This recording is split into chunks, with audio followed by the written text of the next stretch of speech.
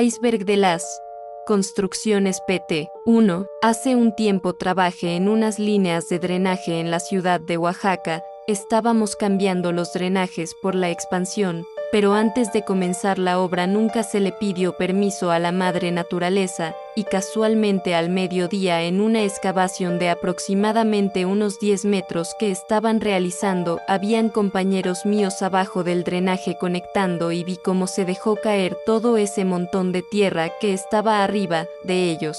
Nosotros accionamos al momento intentando sacarlos con pala porque si metíamos la máquina los iba a rasgar porque no sabíamos exactamente dónde estaban. Lamentablemente ninguno de los compañeros salió y yo al ver que la empresa decidió cambiar de lugar para trabajar y deja esa obra a la deriva fue lo que peor pudieron hacer.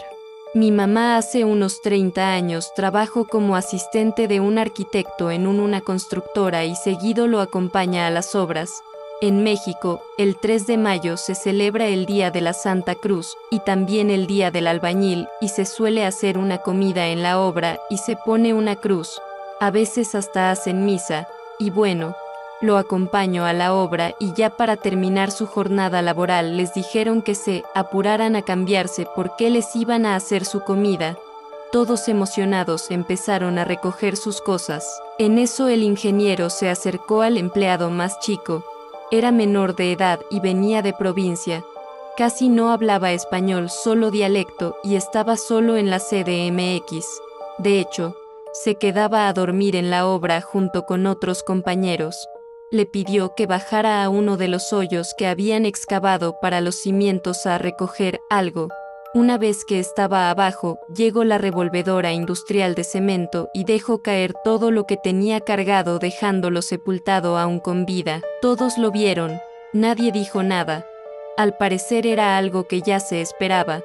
Enseguida empezó la misa y el padre pidió por su eterno descanso y ofreció su alma a cambio de bendiciones para todos los trabajadores. Mi mamá quiso renunciar al día siguiente, pero la amenazaron con demandarla por incumplimiento de contrato, así como también le dejaron claro que lo que pasaba en la empresa se quedaba.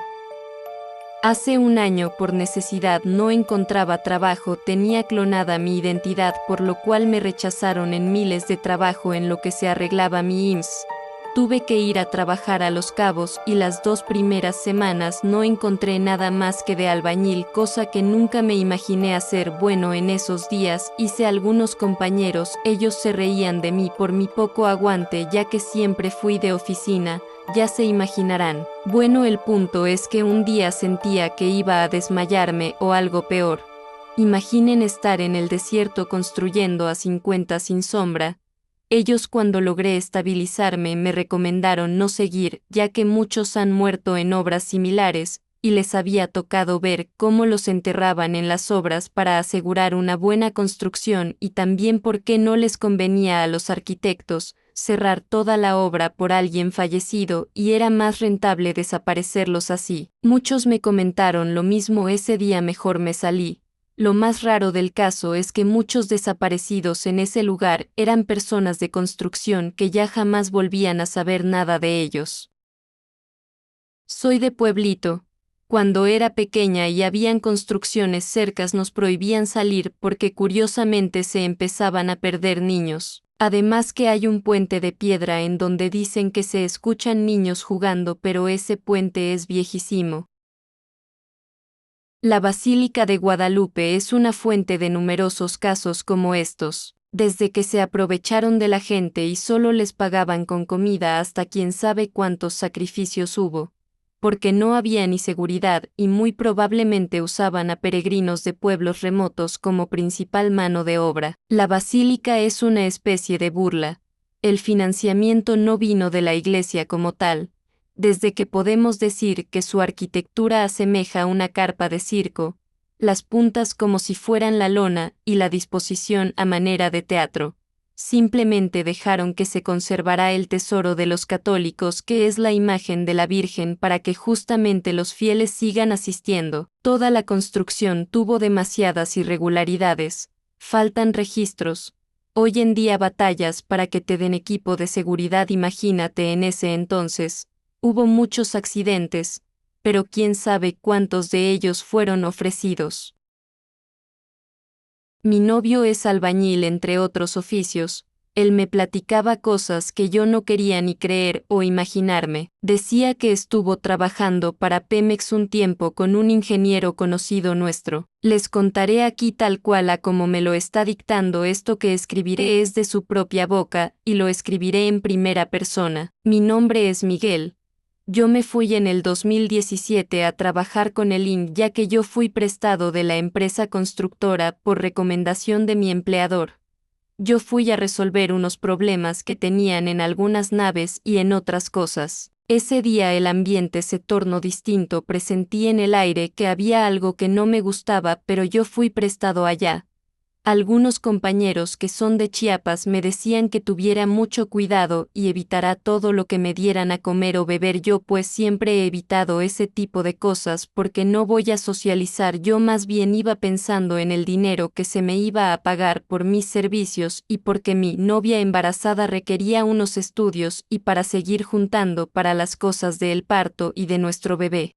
Total, habían dos compañeros que eran de Nayarit muy amables y trabajadores. Ya cuando acabamos lo que vine a hacer, sucedió el caso que no más ellos no aparecían, y pues así quedó, concluyó mi trabajo, y ya no más estaba esperando que me mandaran de nuevo a mi sede de donde yo venía, y pues me daban largas hasta que llamé a mi empleador y al instante hizo el trámite para que volviera y mandar por mí. Total, me crucé con el velador, el cual me contó algo horrible sobre el ingeniero, que él había dado la orden de que los de Nayarit fueran a hacer unas reparaciones en tal ala, que porque habían notificado que habían sucedido unos problemas y ellos lo debían resolver, pero no fue así. Los ofrecieron como lo decía el pacto para que siguiera la obra y los dejaron allí en ese puente que se había hecho nuevo, y me dijo el señor que no me hiciera muy amigo del IN, porque él mismo había dado la orden que en cada obra que él hace es muy bien sabido que se hace ofrenda a la entidad que le pide permiso para seguir haciendo la construcción, y siempre uno o dos trabajadores da a cambio, y sigue en pie lo que se hace. Total, me dio mucho miedo y ya no más me quedó que no preguntar, y hasta eso siempre que él me hablaba sentía algo más que escalofríos, sentía miedo y pesadez que no me puedo explicar. Ya a lo último supe que él mismo hacía los rituales en los cuales daba a cambio la ofrenda, y gracias a eso él siempre tenía trabajo y sus construcciones seguían avanzando, y no le sucedía nada. Bueno, eso es lo que me platica mi novio en este momento, y dice que en otros lugares ha sucedido lo mismo, y que los mismos habitantes no quieren trabajar en ese tipo de obras y evitan siempre acercarse los niños a donde ven que andan haciendo esos tipos de trabajos, porque ya saben que quien se acerque acaba así sin saberse de la persona. Mi mamá trabajó para una constructora de condominios de clase baja en Cancún, Playa del Carmen, etc. Era encargada de supervisar que las casas estuviesen bien construidas, las conexiones de luz y cañería estuviesen bien y detalles como que no hubiese inclinaciones en techos, paredes, pisos, que todo tuviese las medidas correspondientes, etc. En caso de no cumplir con algún acabado, no autorizaba el pago a los albañiles y supongo que al maestro albañil. Con ese contexto entenderán que mi mamá se la pasaba seguido en obras, desde la preparación de los cimientos. Pasaba que había gente que trabajaba para grupos organizados e iban a repartir sustancias a las obras, y supongo que a que les diesen piso como el pago por construir. Supongo yo, porque nunca se me ocurrió preguntarle a mi mamá, cuando por algún ajuste de cuentas esa gente desvivía a algún albañil. Este era enterrado en los cimientos de la obra, y todos tenían estrictamente prohibido mencionarlo. A veces llegaba la esposa de alguno o familia a preguntar por su desaparecido, y nadie sabía nada ni lo conocían. Nada. No había contrato de contratación para comprobar. Entonces solo desaparecía, y era la ofrenda a la obra para que no hubiese muertos en el proceso de construcción, para que no se derrumbaran estructuras, y para que el clima no interfiriese. Cuando no pasaba que el grupo delictivo desvivía a alguien, también pasaba que por un accidente alguien se desvivía en el proceso de construcción, y esa era la ofrenda. lo mismo. Todos chitones. Casualmente esto siempre pasaba al inicio de la obra, siendo oportuno para darlo como ofrenda y que quedase en los cimientos. Nunca le había contado esto a nadie, pero es muy real. Pasa en todas las obras. Igual es para que los aluxes no molesten. Porque si no se le da ofrenda a la obra, las paredes no quedan, se caen, los techos igual, el piso no queda, hay accidentes, muchos, el clima interfiere, etc., y en el sur hay críptidos muy extraños, hay gigantes, aluxes y brujas, como la Ixtabay. ¿Tienes una historia? Envíanosla por mensaje, para publicarla en la siguiente entrega.